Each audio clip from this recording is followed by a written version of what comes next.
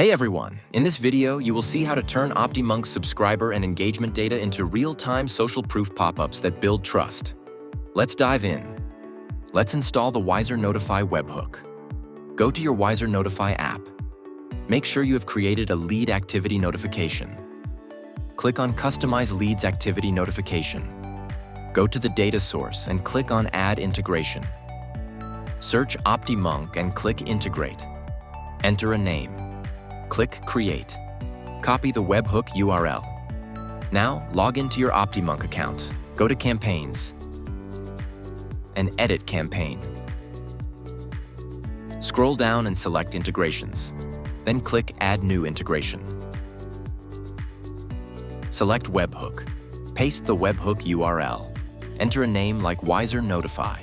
Then click on Next and then Done. Save the changes. Now go back to the Wiser Notify app. Close the integration pop-up and make sure to select OptiMonk in the integration list. Kindly note, the notification will only appear if the selected data source has at least one data. After integration, once you have new data, it will show new lead activities. If you encounter any issues, refer to our troubleshooting option or contact our live chat support for assistance. That's it. You're all set to display real-time subscriber and engagement data as social proof pop-up.